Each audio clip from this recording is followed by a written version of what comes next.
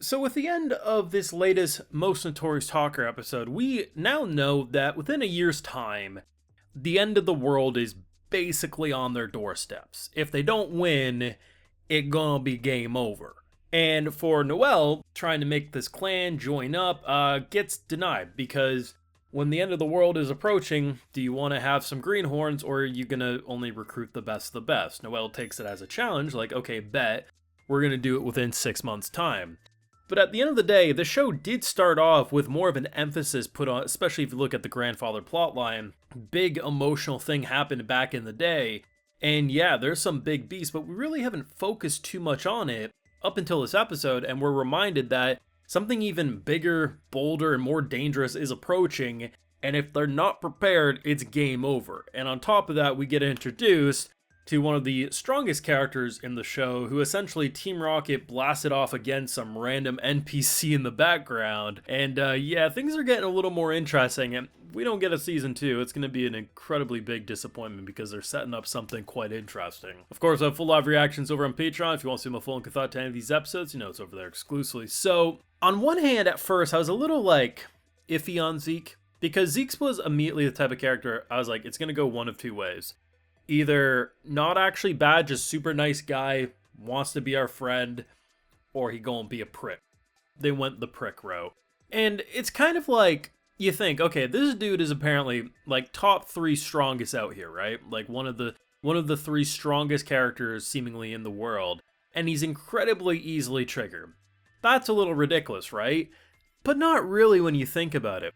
Look at our own world and some of the most powerful people. If anything, the most powerful people are the most triggered because they think they are superior. So if anyone dares to question that, they lash out like a 4-year-old. I mean, look at the billionaires in our world who do the most outlandish shit just because people don't like them. Yeah, I completely believe that someone who basically can go to any battle up to this point, probably get a massive W, and everyone worships the ground he walks on because he's the best. To have a random person who, yes, is a grandson of a very powerful person, but at the same time, how dare someone look down on him when clearly he's currently stronger than him? The fact that Noel was bold enough to say, are you really the best? Let's see. We'll see about that, right? Like, I can completely understand why he's short-tempered, because if anything, a person put in his shoes is probably more short-tempered than your average person, because he's just so used to a certain type of treatment.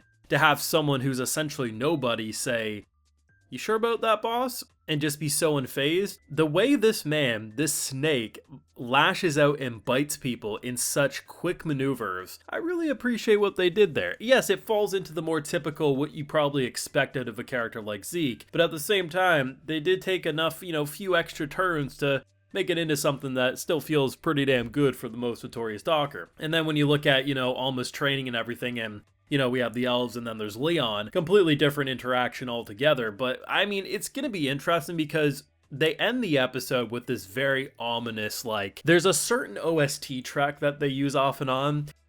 And it feels like a demon lord, every time they do that very intense music. And it's almost always because of Noel talking or saying something. It's like, oh my god, he's about to bite someone's head off. I don't know what his plan is, but all I can say is that he clearly admits that he will do whatever it takes to get to the top. And that means cutting off whoever's head needs to be cut off. But the interesting thing about him as a MC is that, if you look at the end, I think it was the end of the second episode after he sold his teammates into slavery, the fact that they talk about how he's such a scumbag because he sold his teammates off to slavery. It's not even an exaggeration. He actually did do that. Yes, is there more context to the situation? Sure, but it doesn't change the fact that the rumor going around about Noel is probably the most factual rumor you could spread about someone, and it's just hilarious. But if we remember, there was another teammate that was with him that didn't stab him in the back, and, he let that man go on his merry way. He said, I don't want to work with you, and he said, okay, I'm not happy about that, but sure.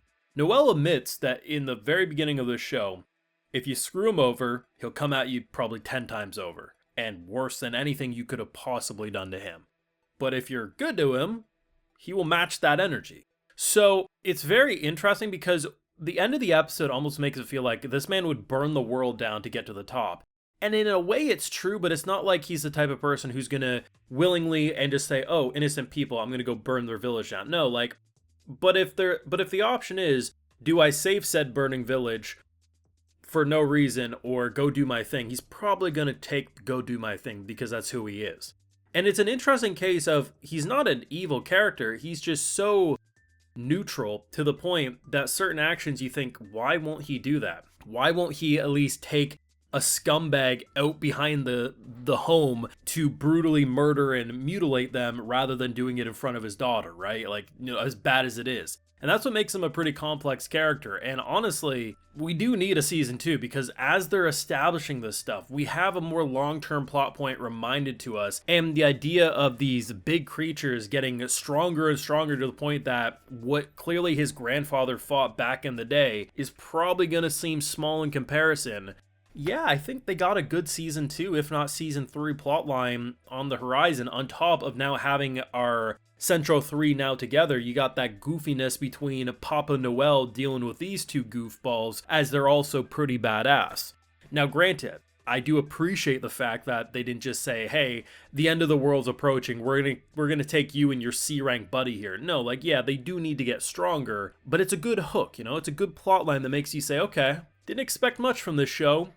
And every step of the way, you're doing crazy shit like, hey, brutally kill a dude who tried to screw us over in front of his kid. Oh, this horrible person's gonna go have to mate with pigs now for life after we cut off his limbs. The show has edge, but damn does it know how to use it. I do think this was actually probably one of the weaker episodes out of the batch, but that doesn't mean it was a bad episode. It had a purpose, it had a setup purpose. And honestly, I kind of appreciate not just constantly trying to top itself with the WTF, because if they did that, eventually we'd grow bored. So I do await probably at least one more moment that's going to have us say, did he really just do that? But for now, the end of the world's approaching and our boy's smiling. What a crazy, crazy guy. Let me know your thoughts and feelings though down below. What did you think of this episode? And, you know, how are you feeling? Because we're approaching the finish line. And for me, this episode gets me needing a season 2, whereas last week, I mean, I'm feeling good, but yeah, like it almost kind of felt like episodic adventuring, but now it feels like we're back on the plot. So I feel like a lot of people are probably going to be in a similar boat, but let me know how you're feeling. Did this episode increase your desire for a season 2, or are you kind of feeling as you were? Let me know down below. Leave a like if you enjoyed, subscribe if you're new around here, of course, ring that bell, and like I mentioned, full live reactions over on Patreon. And hey, while you're over there, I'll also give you a video shout out. All right, so today we got Edvar, Golden Angel 1517, Ashura, Thrilled Axis 709, Mr. Yawk, Proof Space, and we also have SW Me. So I appreciate the support, everyone. Please take care, and you all have a good one.